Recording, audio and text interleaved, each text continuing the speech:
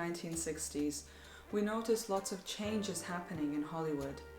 As I have said before, each decade brings a big wave of change that progressed the entertainment industry as a whole. The biggest being the demise of the Hollywood star system. After decades of abuse, constant exchange, breach of contract and manipulation from the movie studios like MGM or Paramount, to name a few big ones, film stars provoked this system and it eventually crumbled. Elizabeth Taylor was probably the last to come out of the system and establish herself as a celebrity and a worldwide icon of style and acting. Elizabeth Taylor was born in England and moved to Los Angeles right before the outbreak of World War II.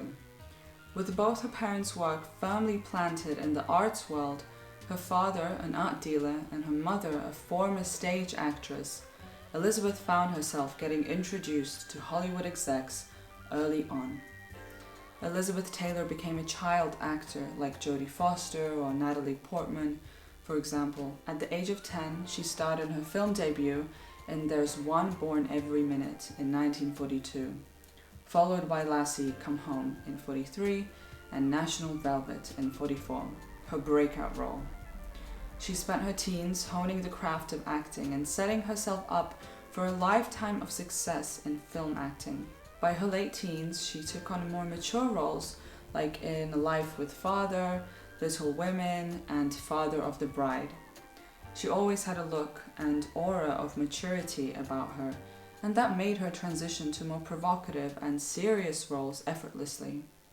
A Place in the Sun in 51, Ivanhoe in 52, The Last Time I Saw Paris in 54, Giant in 56, and Raintree Country in 57, for which she was nominated for an Oscar for the first time, were all wildly successful films. These were films that made her a sought-after actress in Hollywood, all by the age of 24. Taylor was known as a striking beauty already, with eyes so blue that they gave off a violet tint. The Raven-haired beauty was nominated for the Oscar again in 1959 for her widely known role in Tennessee Williams' film rendition of his play called Cat on a Hot Tin Roof. Once again, Taylor managed to get nominated for her third time in 1959 for her role in Suddenly Last Summer. It made sense as to who would win the Best Actress Oscar in 1961. After 3 consecutive nominations the years before, Elizabeth Taylor took home the significant prize for her role in Butterfield 8. The provocative and suggestive content and characters of the film was another reason for the deterioration of the Hollywood production code, which was soon to be over. Elizabeth Taylor was known for her risque choice of acting jobs that pushed the boundaries of the female experience and what it was to be a woman. There was more that Taylor could offer than just being a pretty face. In addition to Taylor's big moves in her work, she held people's attention with her celebrity status. Her never-ending list of marriages and divorces kept everyone interested, and her love for diamonds and jewels made her a style icon. The 60s were Taylor's golden years. Her fan base was strong, and her power in media was legendary. Similar to Mary Pickford, a legend of the silent era, Taylor would get swarmed, photographed and escorted by security every time she was in public. This celebrity life is what everybody runs for nowadays, but for Elizabeth it was merely part of her job. 1963 was a prosperous year for Elizabeth Taylor.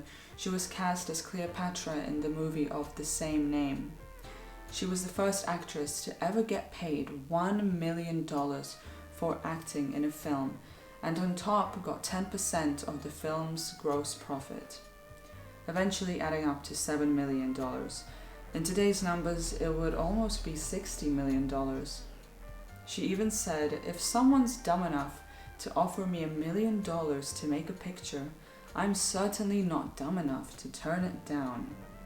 This confident, almost entitled way of being got Taylor her second Best Actress Oscar in 1967 for her role in Who's Afraid of Virginia Woolf.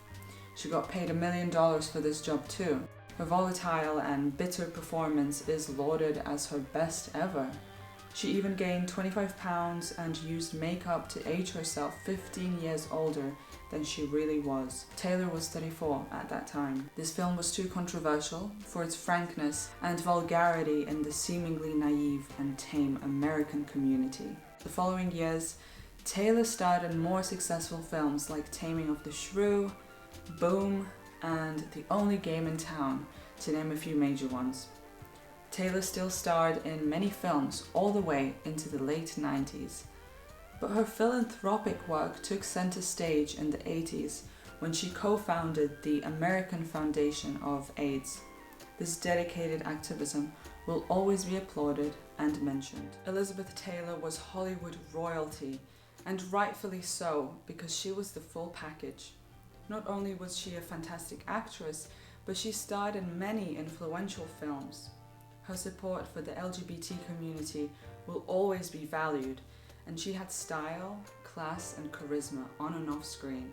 And her fearless attitude, accompanied by her powerful, feminine presence, made her stand out. She said, "I feel very adventurous.